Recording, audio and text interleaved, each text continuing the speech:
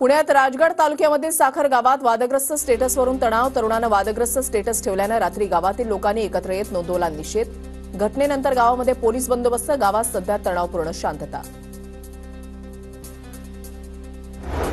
सिंधुदुर्गमधील शिरोडा बाजारपेठेसह आजूबाजूच्या परिसरात अर्वाच्य भाषा वापरून पैसे मागणाऱ्या 5 तृतीयपंथीयांना गावकऱ्यांकडून चोप. 5ही जण दारूच्या नशेत.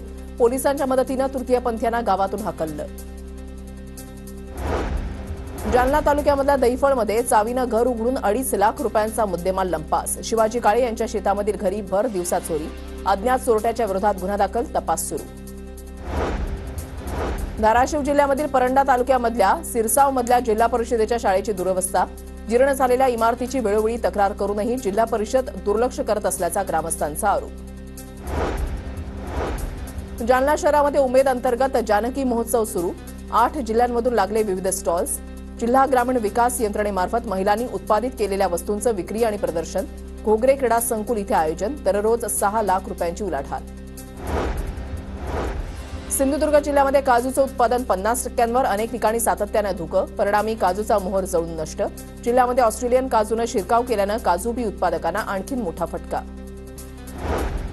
गडचिरोलीमध्ये धानाच्या भावामध्ये 200 रुपयांची घसरण. तर काही शेतकऱ्यांकडून कमी दरामध्ये धानाची विक्री. शेतकऱ्यांसमोर अडचणी. सरकारकडून आर्थिक मदतीची अपेक्षा. दमट आणि वाढत्या उष्णतेमुळे नांदेडच्या उमरी तालुक्यामध्ये केळी पिकावर रोगाचा प्रादुर्भाव. केळी उत्पादक शेतकरी संकटात. एमव्ही व्हायरस आणि करपा रोगाच्या प्रादुर्भावामुळे केळीच्या बागांचं शेकडो हेक्टर क्षेत्र बाधित. कोकणामध्ये शिमगोत्सवाला सुरुवात. फाग पंचमीपासून गावागावात छोट्या होळ्या उभ्या करण्याची परंपरा. ग्रामदेवतेच्या पालख्या देवळाबाहेर. ग्रामदेवता जाणार घरोघरी भक्तांच्या भेटीला.